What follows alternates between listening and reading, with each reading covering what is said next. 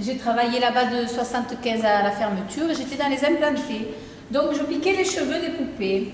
Alors c'était une machine, je ne sais pas si vous aurez l'occasion de voir sur les photos, une machine avec des fils, un grand plateau avec un couteau qui coupait le fil, ça dépendait de la longueur du cheveu, et des grosses aiguilles avec un crochet. Voilà. Donc par exemple pour faire l'arrêt ici, on piquait d'abord un premier temps avec un petit point sur un côté, ensuite on devait piquer exactement pareil sur l'autre côté, et après on avait un gabarit sur la tête qui était en PVC.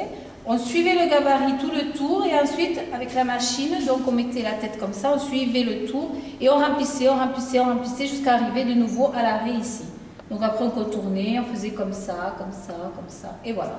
Et la tête était finie. On avait un rendement à faire de tant de têtes par jour.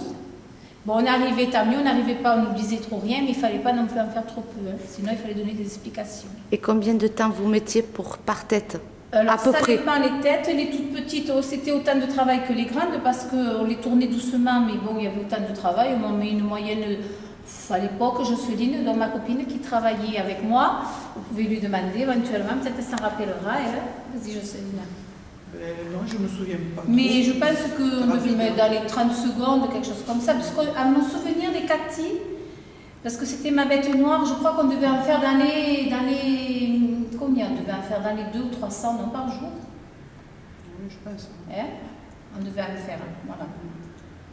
Mais voilà, et moi mon souhait, une fois j'en avais parlé à M. Salah, il m'avait dit, M. Salah c'est un des, pas l'administrateur, un des dirigeants de Poupée Bella, et il m'avait dit que c'était assez difficile, mais moi ce que j'aurais aimé par exemple, c'est quand ça a fait les 10 ans de la fermeture de Poupée Bella, d'essayer de regrouper un maximum de personnes, de faire une réception, de se retrouver quelques-unes, parce que ça c'est trop sympa, quoi. On se perd de vue et tout, malgré qu'on en revoit des gens, beaucoup, moi je revois des gens depuis 20 ans que je n'ai pas vu, et on les reconnaît de suite, quoi.